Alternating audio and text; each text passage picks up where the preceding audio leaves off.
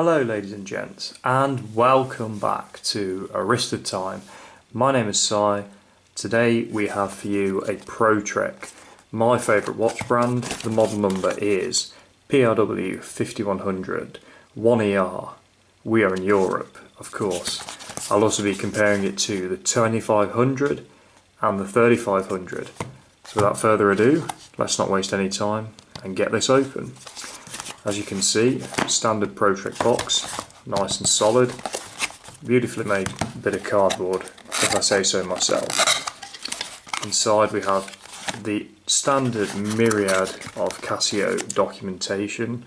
We have a warranty card, we have information about the solar power and how to charge that. We also have a warning about the wave sector. This is of course radio controlled. We have some more paperwork, and we have the biggest of biggest million-page manual in every language possibly conceivable. It's a manual beast. I won't waste my time going through that. And here we have one of the Pro Trek cards. So you can see there it's got the triple sensor, the compass, the barometer and the temperature sensor. It is also, a fly there, 100 meters of water resistant, and as he said, it's solar powered and also radio controlled. So let's have a look. As with all Pro Treks, it comes in a really nice wooden MDF box. Nice solid box there. So let's grab into it. Here we have the actual timepiece itself.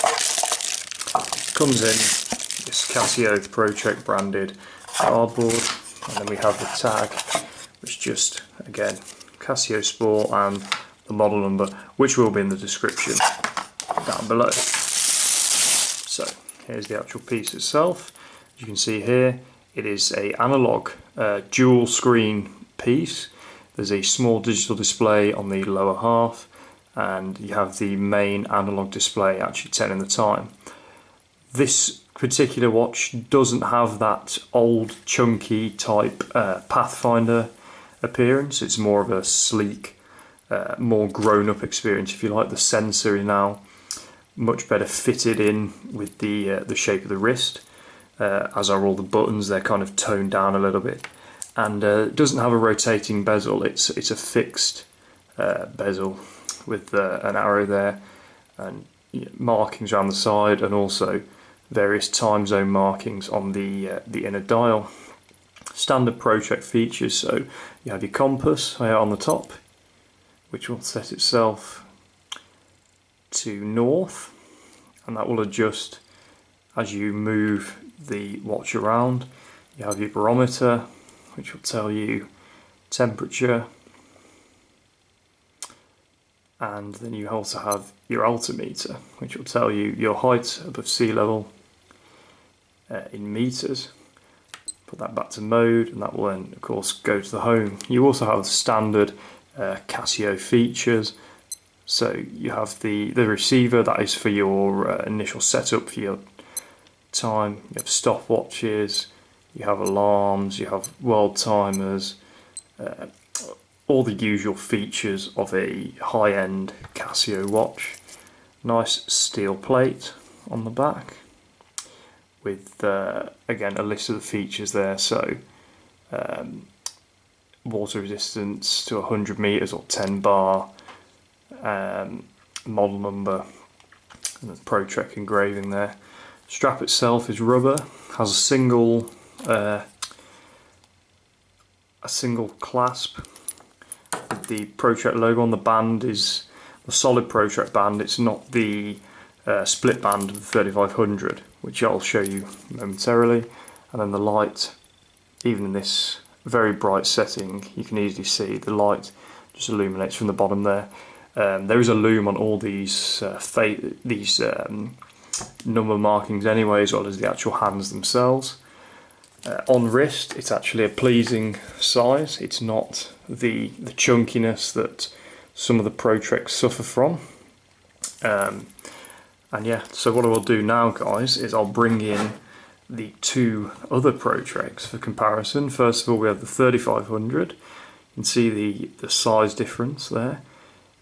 Actually, face to face, it's not hugely bigger, but it does look chunkier. Of course, this has the rotating bezel, this has better water resistance and a few other features, but of course this is a solely digital display. There's no sleek look of the 5100.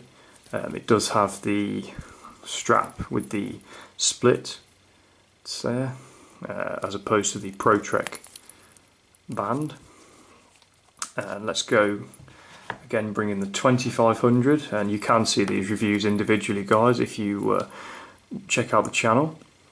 See there again, this has the old type of the old Casio Pathfinder, which is what was way back in the day before ProTrek came out.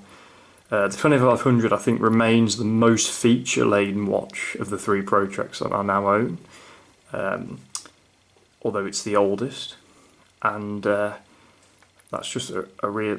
The strap type is actually more similar on this one than it is on the 3500. See, these both have the ProTrek clasp stoppers,